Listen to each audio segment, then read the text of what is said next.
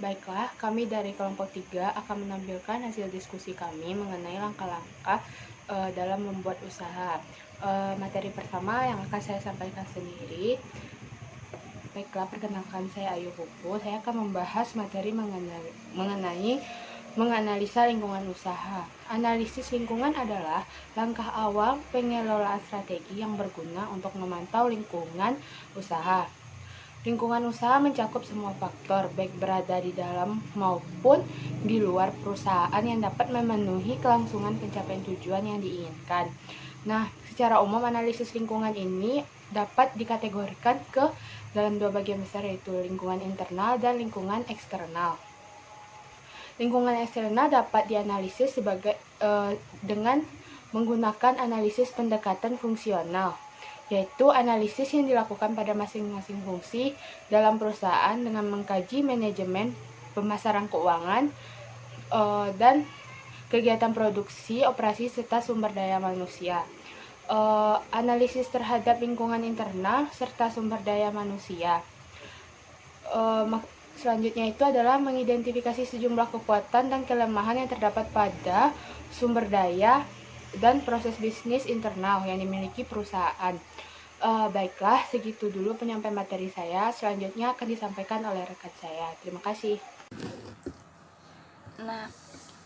Terima kasih kesempatannya moderator. Nama saya Sri Rofiatul Amalia, NIM 18377. Pada kesempatan kali ini saya akan melanjutkan penjelasan dari saudari Ayu Pupu. Adapun penjelasannya mengenai cara-cara yang dapat dilakukan dalam upaya menganalisis lingkungan usaha internal. Nah, cara yang dapat digunakannya ada 3 cara. Yang pertama, analisis SWOT atau analisis strength, weakness, opportunities, dan juga threat. Cara yang kedua adalah analisis rantai nilai atau value chain analysis. Cara yang ketiga adalah pandangan berbasis sumber daya atau research based view atau RBF. Nah, untuk cara yang pertama adalah teknik analisis SWOT. Teknik ini mengatur kekuatan, kelemahan, peluang, dan juga ancaman usaha yang diatur ke dalam daftar-daftar yang terorganisir atau yang terinci, yang mana biasanya disajikan dalam sebuah kisi-kisi yang sederhana sehingga memudahkan dalam pembacaannya. Nah, strength dan weakness atau kekuatan dan juga kelemahan adalah hal internal atau adalah hal yang berasal dari internal perusahaan yang mana berupa hal-hal yang dapat dikontrol dan juga dapat berubah. Kemudian untuk opportunities dan juga threat atau peluang serta ancaman adalah hal-hal eksternal atau hal-hal di luar perusahaan yang mempengaruhi bisnis atau hal-hal yang terjadi di luar perusahaan pada yang mana lebih dari pasar yang lebih besar. Kemudian, cara yang kedua adalah analisis rantai nilai atau value chain analysis, di mana analisis rantai nilai adalah strategi yang digunakan perusahaan untuk melihat kegiatan mana yang sekiranya akan membawa peluang keuntungan yang besar bagi perusahaan, sehingga kegiatan tersebut akan lebih dimaksimalkan oleh perusahaan dengan tujuan meraih untung atau meraih pendapatan yang lebih banyak. Kemudian cara yang ketiga adalah pandangan berbasis sumber daya. Nah, menurut cara ini usaha itu sangat dipengaruhi oleh sumber daya yang ada. Nah, sumber daya di sini terdapat dalam 3 kategori, yakni sumber daya fisik, sumber daya manusia, dan juga sumber daya organisasional. Teori RBF ini berpendapat bahwa sumber daya lain sesungguhnya membantu perusahaan untuk menangkap peluang dan menetralkan ancaman.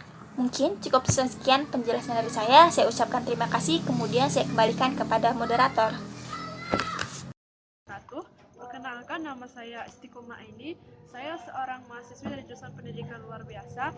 Di sini saya akan menjelaskan materi dari teman saya yang sebelumnya, itu tentang peluang usaha. Pengertian peluang usaha adalah kesempatan yang dimiliki seseorang untuk mencapai tujuan usaha dengan melakukan usaha yang memanfaatkan berbagai sumber daya yang dimiliki. Secara umum, ada 2 macam pengertian peluang usaha, yakni ada peluang usaha secara internal dan peluang usaha secara eksternal. Secara internal merupakan peluang yang sudah ada dalam diri wirausaha sehingga menjadi dasar untuk membaca keadaan sesuai dengan potensi yang dimiliki. Sedangkan pengertian secara eksternalnya merupakan peluang yang lahir dari proses pembacaan kondisi atau respon dari seseorang wirausaha atau situasi yang menurutnya berpotensi untuk dijadikan peluang. Selanjutnya, terdapat dua macam format dalam mengenali usaha, yaitu see, get, dan do, see, get. Demikianlah penjelasan dari saya. Tentunya akan disampaikan oleh teman saya yang berikutnya. Sekian, terima kasih. Assalamualaikum warahmatullahi wabarakatuh.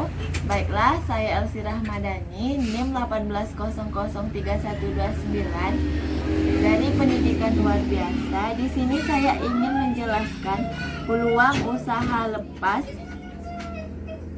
dikaitkan dengan hal-hal sebagai berikut. 1. Keterkaitan ide dan pola kewirausahaan. Keberhasilan wirausaha dicapai apabila wirausaha menggunakan produk, proses, dan jasa sebagai alat pengguna lainnya.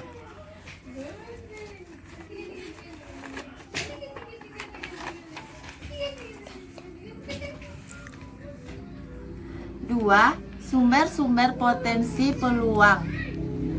Wirausahaan harus bersedia melakukan evaluasi terhadap peluang secara teratur dan sistematis.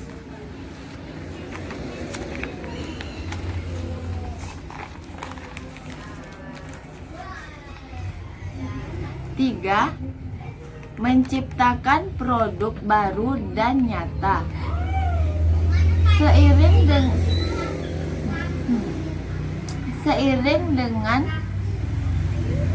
dengan kemajuan teknologi sekarang, kita harus membuat sebuah produk yang nyata dan inovasi.